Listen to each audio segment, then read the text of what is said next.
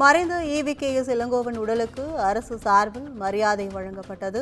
மறைந்த ஈவிகேஎஸ் இளங்கோவன் உடலுக்கு அரசு சார்பில் 21 குண்டுகள் முழங்க அரசு மரியாதை செலுத்தப்பட்டதை அண்மை செய்தியாக பார்த்து வருகிறோம். கூடுதல் விவரங்களை செய்தியாளர் தாமரைக்கனி வழங்க கேட்கலாம்.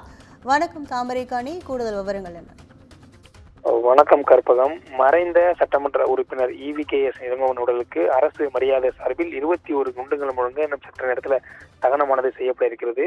குறிப்பாக நேற்றைய தினம் சட்டமன்ற உறுப்பினர் ஈரோடு கிழக்கு மாவட்ட சட்டமன்ற உறுப்பினர் ஈவிகேஎஸ் இளங்கோவன் சென்னை அடுத்திருக்கக்கூடிய ஒரு தனியார் மருத்துவமனையில் உடல்நலக் காரணமாக அனுமதிக்கப்பட்டிருந்து சிகிச்சை பலனின்றி உயிரிழந்தார். உயிரிழந்த அவரது உடல் தனது வீட்டிற்கு வருகை தந்து அனுமதி வைக்கப்பட்டிருந்து அரசு சார்பிலும் பல்வேறு அரசியல் கட்சிகளும் நேரில் சென்று ஈவிகேஎஸ் உடலுக்கு மரியாதை செலுத்தினர்.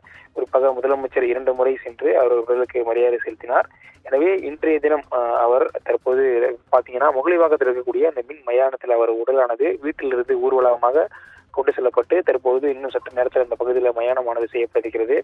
மேலும் அவர் ஏற்கனவே சட்டமன்ற உறுப்பினர், நாடாளுமன்ற உறுப்பினர், மத்திய இணையமைச்சராக இருந்த ஒருவர். அவருக்கு புகழ் சேர்க்கும் விதமாக அரசு சார்பில் அவருக்கு அரசு மரியாதை செய்யப்படும் எனவும் அறிவிக்கப்பட்டிருந்து அதன் சார்பில் ஆவடி காவல் நிலையம் சார்பில், அதாவது ஆவடி காவல் கட்டுப்பாட்டுக்கூடிய பகுதியிலிருந்து ஆயுதப்படை வீரர்கள் கிட்டத்தட்ட 21 பேர்கள் கொண்டு வரப்பட்டு 21 குண்டுகள் முழங்க தற்போது ஈவிகேஎஸ் உடலுக்கு மரியாதையானது செலுத்தப்படுகிறது.